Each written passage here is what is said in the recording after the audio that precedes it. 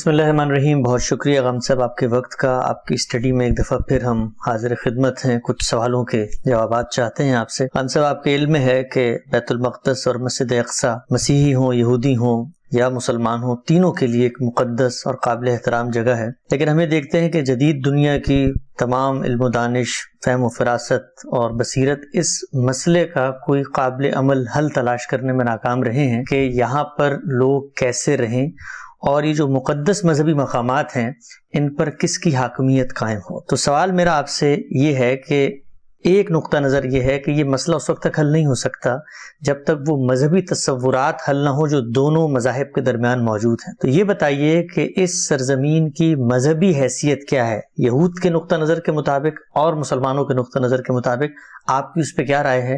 اور یہ جو بیت المقدس مسجد اقصی ہے اس کی تولیت کس کے سپرد ہونی چاہیے؟ پہلے فلسطین پر گفتگو کرنا ہوگی. میں اپنی تفسیر میں بھی یہ لکھ چکا ہوں اور بارہا میں نے اس کا اظہار بھی کیا ہے کہ فلسطین کی سرزمین اللہ تعالیٰ نے بنی اسرائیل کے لیے خاص کر دی تھی.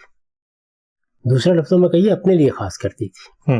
اس لیے کہ بنی اسرائیل کو منتخب کیا گیا تھا کہ وہ اللہ کے دین کی شہادت دیں اور یہاں توحید کا مرکز بنائیں. ٹھیک. انہوں نے اپنی اس ذمہ داری کو صدیوں تک پورا کیا ہے، یہاں تک کہ پھر وہ انحطاط میں مبتلا ہوئے. انہوں نے انبیاء کو قتل کرنا شروع کیا، انہوں نے دین سے انحراف کیا، یہاں تک کہ اس بڑے جرم کا ارتکاب کیا جس میں سیدنا مسیح علیہ السلام کو صلیب دینے کے درپے ہو گئے. ٹھیک. اللہ تعالیٰ نے جو فیصلہ کیا وہ ایک الگ چیز ہے، لیکن انہوں نے اپنی طرف سے کوئی کسر نہیں چھوڑی. اس کے بعد قرآن مجید ہمیں بتاتا ہے کہ وہ اس ذمہ داری سے معزول کر دیے گئے اور ان کو اللہ تعالیٰ نے اپنے غضب کا نشانہ بنایا.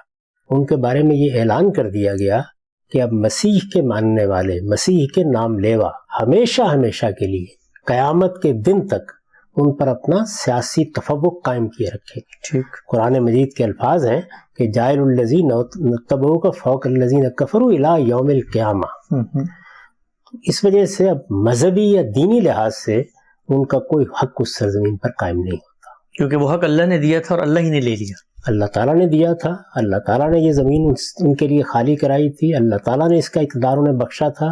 یہ اقتدار اسی اصول پر بخشا گیا تھا کہ لا ینال عہد الظالمین، یعنی سیدنا ابراہیم کی ضروریت ہے. یہ ان کو جب امامت دی گئی، پیشوائی کا منصب سونپا گیا، تو ساتھ ہی یہ بتا دیا گیا کہ یہ میرا عہد ظالموں کے لیے نہیں ہے.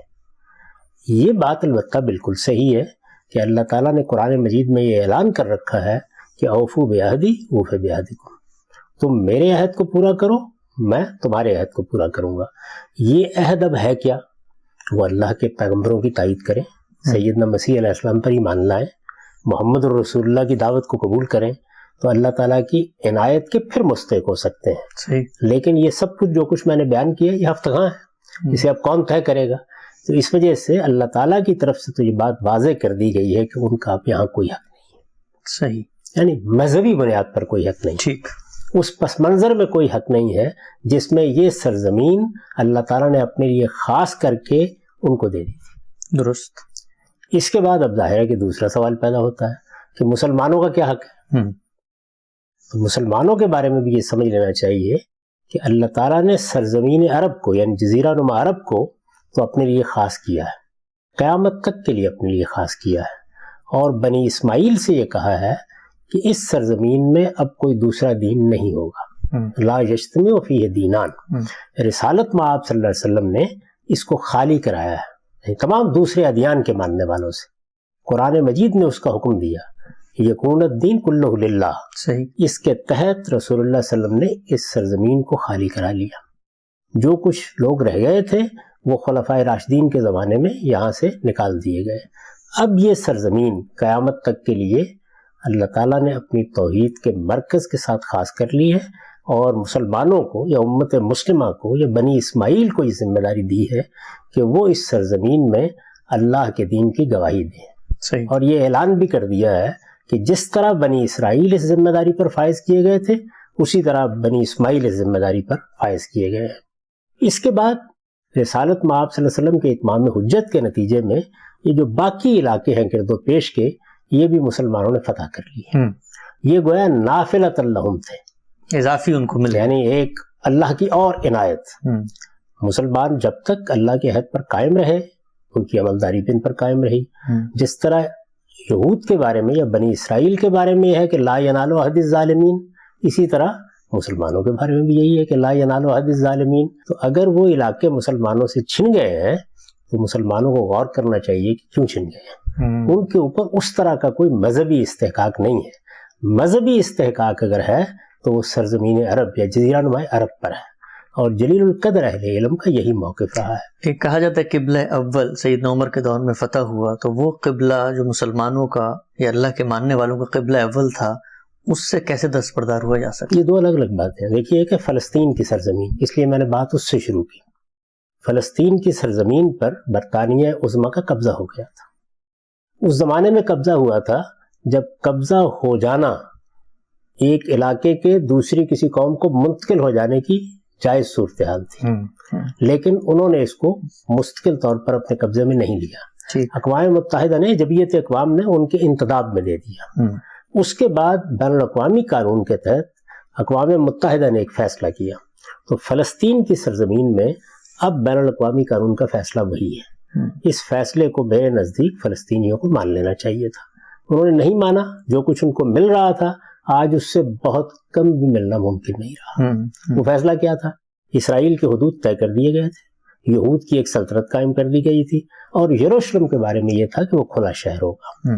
میرے نزدیک اب بھی یہی سب سے بہتر صورت ہے کہ یروشلم میں چونکہ ہمارے بھی مقدس مقامات ہیں، اسی طرح یہود کے مقدس مقامات ہیں، اسی طریقے سے مسیحیوں کے مقدس مقامات ہیں، اس طرح کے کسی شہر کے لیے وہی اصول ٹھیک تھا جو قائم کیا گیا. دیکھیے اگر آپ میں ہمت ہے کہ آپ آج بھی اس اصول کو تازہ کر دیں، قبضہ کر لیں، ان میں ہمت ہے تو اس کا تو کوئی جواب نہیں ہے. جو کر لے گا وہ جو چاہے گا کرے گا.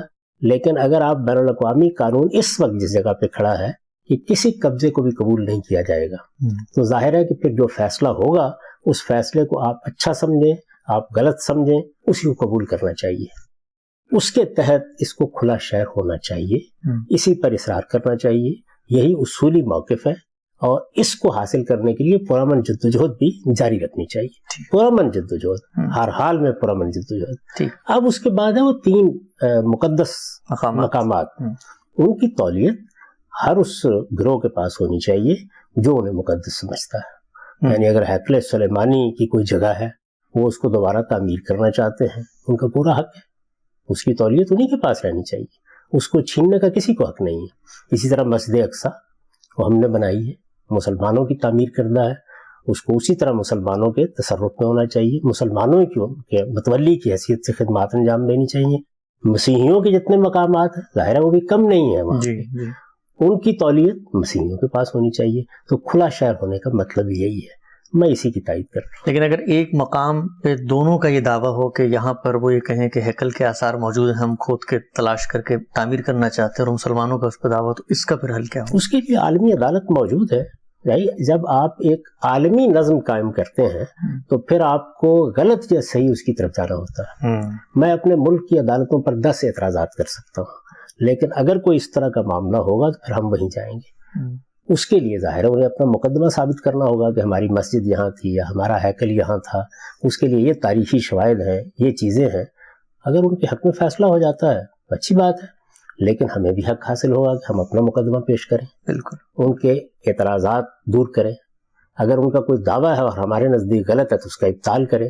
تو جب آپ ایک ایسی دنیا میں جیتے ہیں جس میں کچھ ادارے بن چکے ہیں، عالمی سطح پر کوئی نظم قائم کر دیا گیا ہے، تو پھر بہرحال اس کی پیروی کرتے ہوئے اپنے حقوق کی آپ مدافعت کر سکتے ہیں. تاہم اصولی فیصلہ وہی درست تھا میرے نزدیک کہ اسرائیل قائم ہو گیا ہے، مجھے اچھا لگے یا نہ لگے. بین الاقوامی قانون نے اس کی تصویب کر دی ہے. اس کو تسلیم کرتے ہوئے یروشلم کو ایک کھلے شہر کے طور پر باقی رکھا جائے. رہی یہ بات کہ کس کے پاس طاقت ہے، طاقت کل کیا فیصلہ کرتی ہے، تو طاقت کے لیے کوئی قانون قاعدہ نہیں ہوتا. وہ اس سے پہلے بھی بہت سے فیصلے کر چکی، ایک عرصے تک کرتی رہی ہے. اب بڑے عرصے سے طاقت کو یہ فیصلہ کرنے سے روک دیا گیا ہے. تو جب تک دنیا کے اندر یہ قانون نہیں بدلے گا، آپ کو اس وقت بین الاقوامی قانون کے فیصلوں کو تسلیم کرنا ہے. اسی میں عافیت ہے. ہم نے بنگلہ دیش کو اسی اصول پر تسلیم کیا. بہت بہت شکریہ غم صاحب آپ کے وقت کا.